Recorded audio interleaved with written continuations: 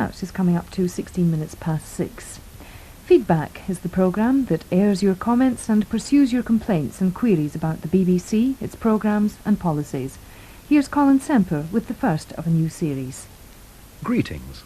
Read the return of feedback. Indeed, Gordon Reeve of Glasgow. I would like to offer a tentative suggestion. Pray do, Mr. Reeve. Now is a good time. That the programme has an anchorman or woman for the entire run, giving stability and continuity. Well, I don't know about the stability, Mr. Reeve, but for better or worse, I'll be providing the continuity for the next couple of months.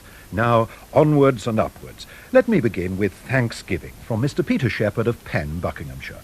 I would like to congratulate Mary Goldring and all the staff who work on the Radio 4 programme analysis for doing such a fine job. I find it the most detailed, honest and comprehensive current affairs programme broadcast. It's a great pity that many subjects analysed by them can't be talked about in the same cool, intelligent way outside of Mary Goldring's confessional. And another bouquet for the BBC from Dr. Philip Best of Aberdeen. As a regular Radio 3 listener, I should like to say how very pleased I am that programmes have now been extended to midnight. For years I've considered it unjust and disappointing that those of us with a preference for classical music should be the ones singled out for short measure. Now, let us ease ourselves almost imperceptibly into the critical mode. Part 1 of the Epistle of Paul by surname Holmes of Leicester. How timely is the reappearance of your safety valve. I'm unashamed to state quite boldly that I'm one of those BBC radiophiles who spend large amounts of time boring anybody within earshot by enthusing fulsomely, often with voice choked with emotion, at the sheer head and shoulders over the rest excellence of your organisation's output. The sort of person that Barry Took is very fond of taking the mickey out of. He calls us the Triple the Licence Fee Brigade. Hear, hear. I am a devotee of Radio 4, and until January the 23rd, 1985, if a programme failed to catch my interest, the fault was very clearly with me and not the makers. And there we must leave Mr. Holmes until later, when we shall learn why he became disenchanted. But for now, it's competition time.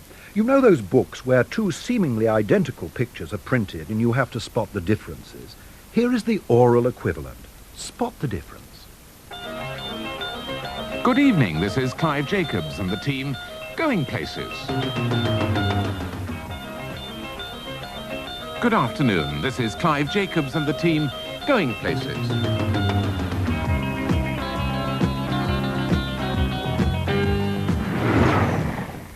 Well done, you did it. Not very difficult, was it? And if you didn't do it, perchance Mr. Rowley of London SE11, writing on the best recycled paper I've ever seen, certainly did. I think you're foolish and thoughtless to move Going Places from evening to afternoon. By chance I was able to hear it today, but at its new time I shall now generally not be able to enjoy a programme I found interesting and instructive. That's right. Going Places, the transport programme has moved from 6:30 on a Friday evening to 4 o'clock same day.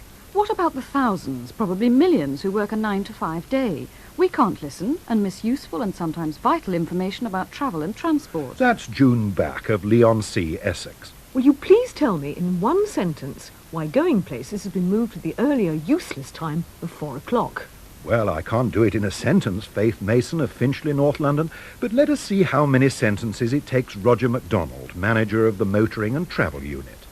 I always feel that appearing on this programme is a little bit rather like the equivalent of jumping out of a plane without a parachute in the vain hope that someone will give you one on the way down.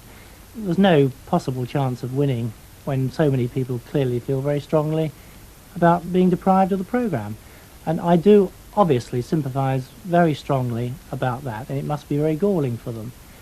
The fact is, though, that I feel equally strongly there must be some experiment in radio. If there were no changes in radio, I think we would be moribund very quickly, and the fact is that Going Places has been in existence at the same time for 7.5 years, and it actually started on July the 7th, 1977. Another fact is that the number of cars on the road in that year were 13,792,000. Now they've gone up by 17%, but there's no tangible evidence at all that the Going Places audience has increased in that time. It's been more or less static. There are actually more people in cars, as a fact, who've got access to radio at 4 than there are at 6. I think there's huge potential there. But our listeners are saying that they are very loyal to Going Places, and that at 6:30 they can listen, but at 4 they are working. Well, the ones who've written to you are saying that. Yes. And I always feel that correspondence to feedback is rather like the concept of you always want somebody else's airport to be expanded, to have the new runway, but never yours. And one can never be sure that that is actually representative of the audience as a whole. We've done one preliminary survey of listeners which shows that slightly more people like the new time. So maybe the people who haven't written quite like it. But if I may say so, that survey was done on the people who were listening at 4 o'clock, not at both 4 o'clock and 6:30. It was a survey on the new time, wasn't it? Indeed, but again, they were, nevertheless, half of them already regular listeners. Are you yourself happy with this new time and, frankly, of disappointing loyal listeners? Well, I'm happy to have the conviction that David Hatch, controller of Radio 4, will not persist with the new time if there is substantial, sustained evidence that it has made a great many people unhappy. Ah, so it's an experiment. Definitely an experiment. I mean, I think that's been made clear. And I think it is an experiment to see, really, whether the Radio 4 audience at 4 o'clock can be expanded, and I'm sure it can be with our type of programme. It strikes me that Going Places could possibly have a repeat, not, of course, of its up-to-the-minute information, but of its main magazine content, perhaps later in the evening. Is that something you'd like? Yes, it is, because the programme's always had items of a consumer nature which would benefit perhaps from some people being able to hear them twice. Roger McDonald. And his old slot, 6:30 on a Friday on Radio 4, is now occupied by The Wow Show.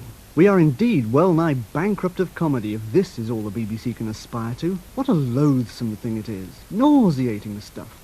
Your writers and your producers must have minds lower than a snake's stomach. The Image is Reg Baxter's. He lives in Blackpool, and he's not finished yet. Young people listen to the radio at 6:30. The standards of a rugby team's dressing room are not suitable for a family home. Norman Howjigo has a not unrelated question.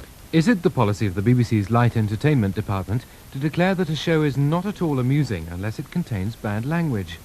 I'm sadly coming to the conclusion that all those involved are admitting the weakness of the material and therefore hope that the bad language will obscure the fact from the listeners. Remember the epistle of Paul Holmes from Leicester? We left him as a devotee of Radio 4 until Wednesday, January the 23rd at 6:30. I have never heard such a badly scripted, untalented, tasteless, unprofessional, gutter-crawling, base, adolescent, sex-titivationist, smug, self-obsessed interference with so many people's lives as the utter drivel you put out that evening under the title In One Ear. What in God's name are you people trying to do? Why do you thus besmirch the otherwise immaculate? The appearance of a daily buxom wench on page 3 of the Times would be a significant and laudable contribution to British life and culture compared to that radiophonic cow's dung. Now, I have not gone over the top. There is a time and a place for unmitigated filth, Mr. Semper, and it's not BBC Radio 4. 2 or 3 days previously, there was an entirely comparable shock which caused me for the first time in 10 years listening to switch off Radio 4 in anger, and it was the cumulative effect which forced me to grimace and flinch my way through In One Ear, or too much of it anyway, in order to take its name at the end. I sense a military background, Mr. Holmes. I was forever having my name taken. Now, many of you have written to me about the unpleasant face of comedy, as Mrs. Rube from Golders Green puts it, and I laid your grievous offence on Bobby Jaye, head of light entertainment for radio. Well, I must admit that the first thing I want to say is that none of us want to offend listeners. The trouble was that both these are a genre of humour which we felt was missing from radio comedy. If you go to the Fringe in Edinburgh, something about sort of 300 shows of this type, everybody going there, listening to them, they were getting onto television, they weren't coming to radio. Why? Because there was nowhere we could possibly put this type of humour on, which was inclined to be at times a little bit abrasive. Use of language, perhaps, yes. But as we had no placing for this, we were losing these people who are tomorrow's Galton and Simpsons, who are tomorrow's Spike Milligans. I mean, admittedly, today, they don't enjoy anything like that stature. But give us the chance, and we were given the chance, 11:30 at night, VHF, only. And this was the equivalent of a fringe theatre. Now, the trouble was that In One Ear became really too successful. Now, you may sort of say, well, how can a show be too successful? Well, why it is that when it becomes too successful and is playing to, say, 75, 80,000 people, you want it to play to a wider audience. And a very brave controller suggested that perhaps if we did the best of In One Ear, which is a similar sort of show, a new young person show, we could put it out at 6:30. This went out at 6:30 on Wednesday. Perhaps it would be more appropriate to have a placing at about 9 o'clock. But that just doesn't exist in Radio 4. I must admit that we've all been worried by a lot of complaints which have come in. Far more so for this than there have been for the WOW show. And I think, myself, that the first programs which we have put out in that slot have tended to require a little more careful looking at. I hate the word censorship. I won't have it. I think that it's far more important that self-discipline comes from the artists, because they realize they don't want to offend. They want to make people laugh.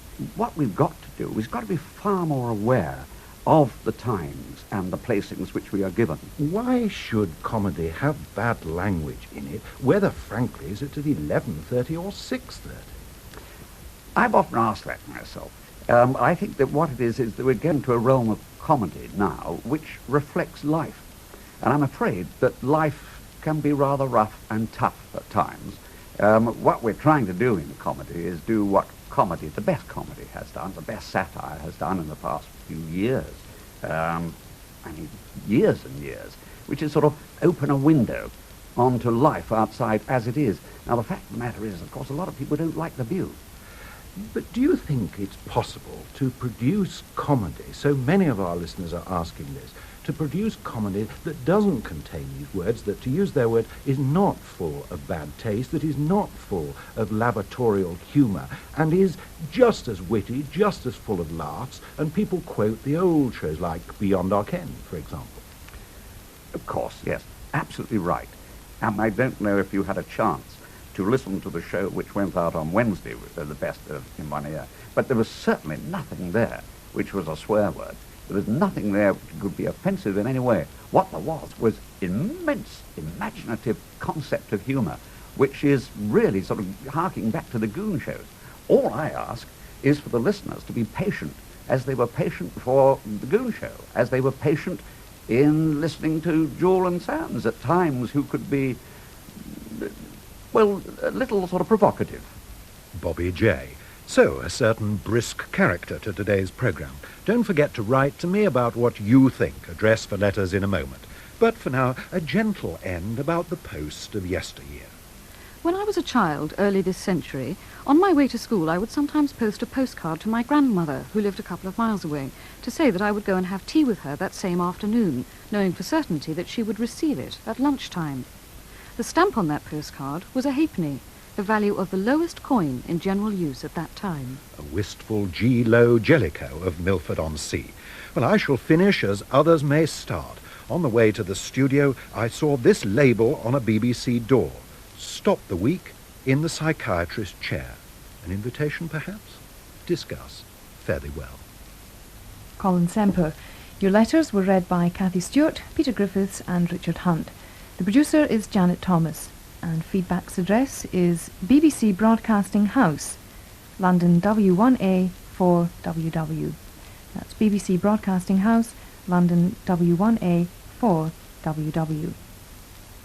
Now, if you have any questions about the BBC, 2 leaflets are now available free of charge, which give answers to the most asked questions and explain the BBC's case for an increase in the licence fee. If you'd like them, please send a stamped addressed envelope to BBC Information, Broadcasting House, London W1A 1AA. BBC Information, London, Broadcasting House, London W1A 1AA.